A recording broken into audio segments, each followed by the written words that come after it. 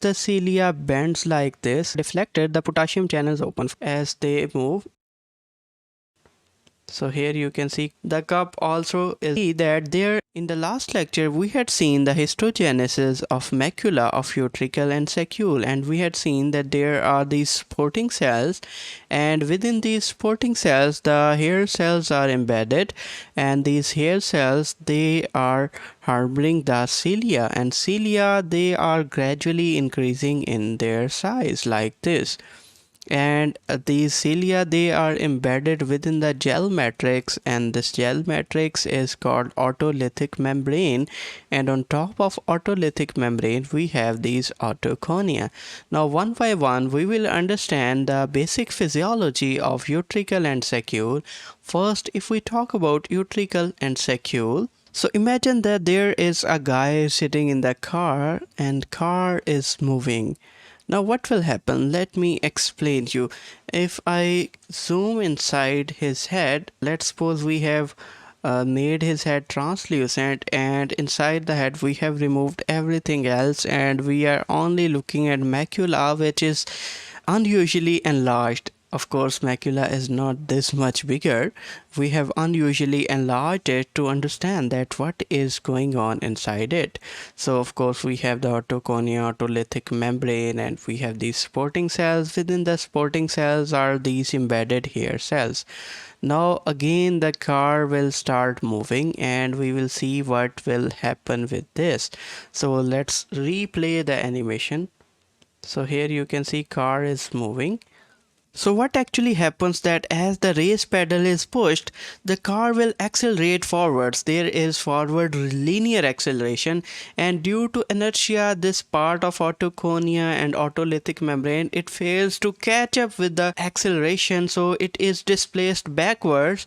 And as the uniform velocity is achieved, and as the car is moving uniformly, it will again move forward. So here you can see it is going backward displaced, and now the uniform velocity is achieved, and now it is now undisplaced. So as there is that displacement of this, let me show you. So as there is displacement of this gel like material, autolytic membrane and autoconia, what will happen here? The hair cells will bend. So here the hair cells are straight, and here also straight, and here now they are starting to bend like this. Here you can see.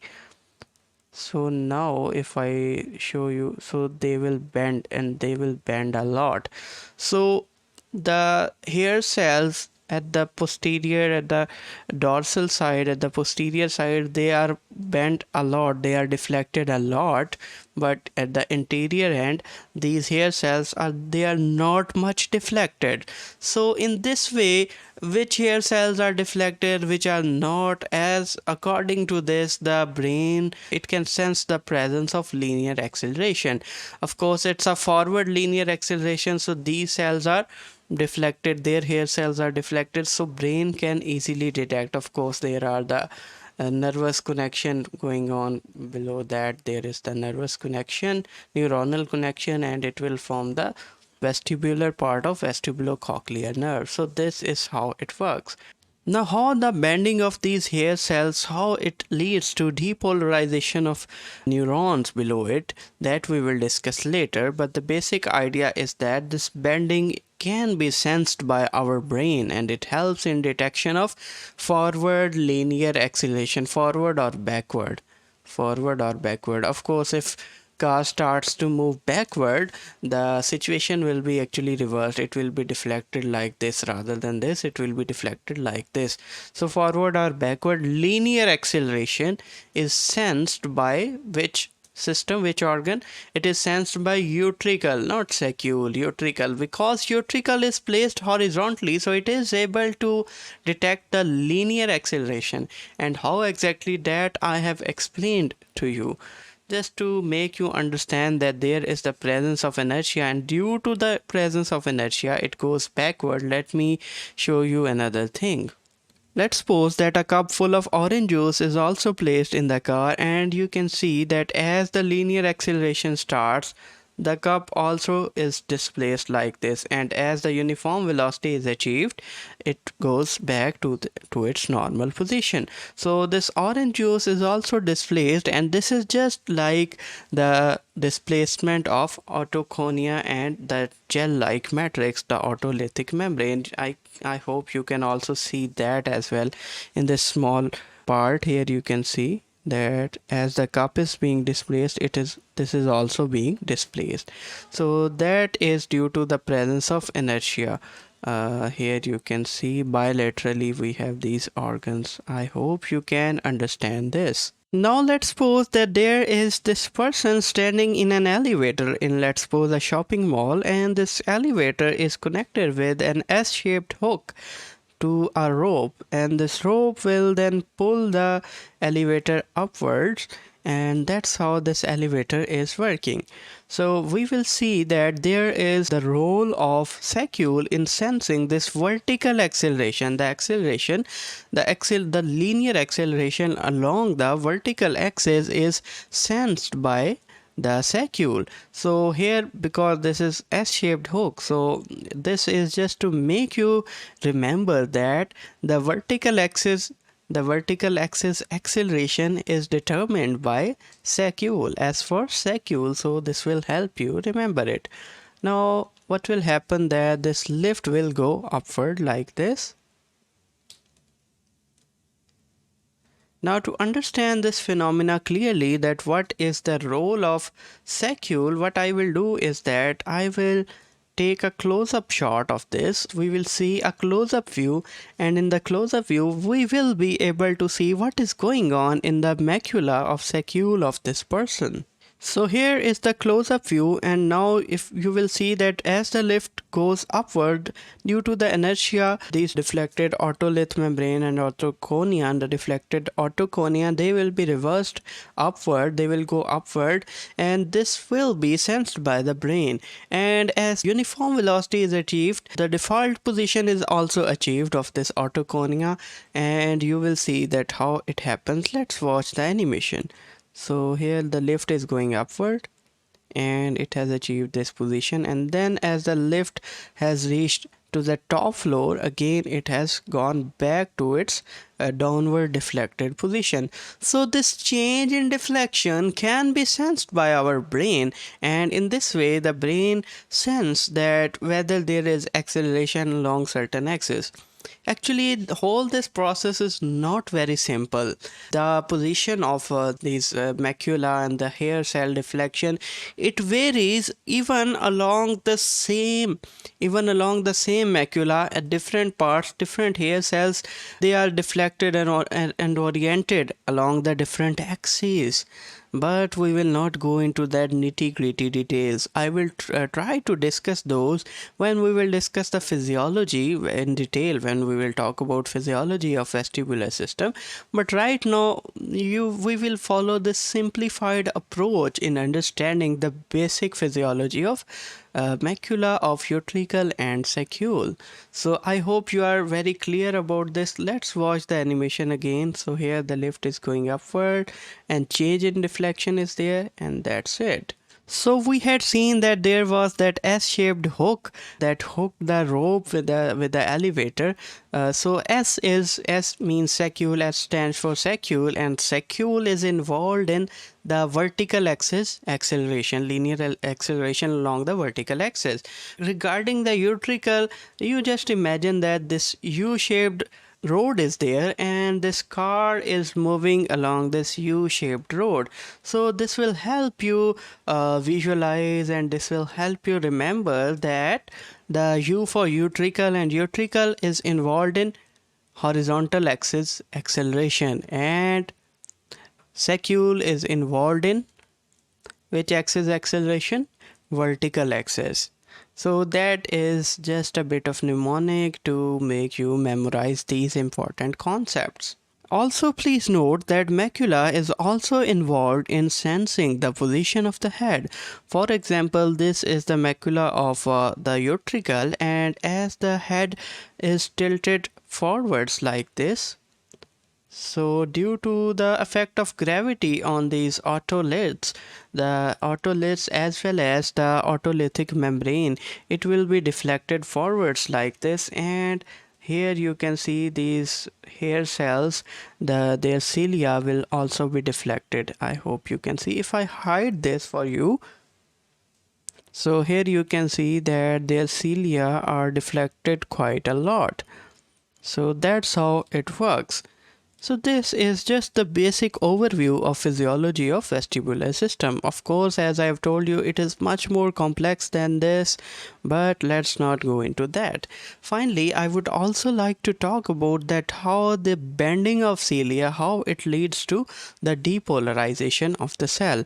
Again, I will not go into details, but for the basic idea, let's go to another 3D model.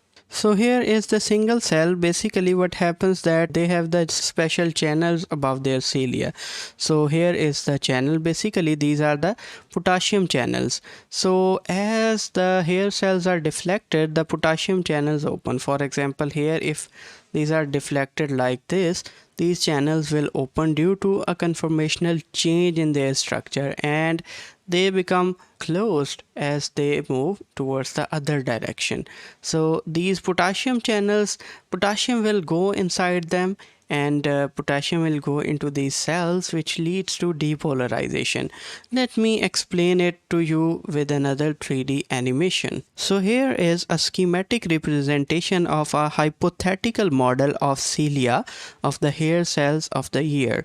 So here you can see this is the larger cilia and this is the smaller one. Let's suppose we have only shown the two cilias here, and we have enlarged them quite a bit. So here are the potassium channels.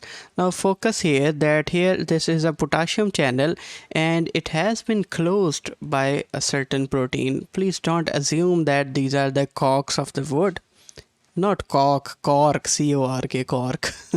Well, this is just a schematic depiction. Actually, these are the proteins which actually block these channels, but these are not wood corks, right?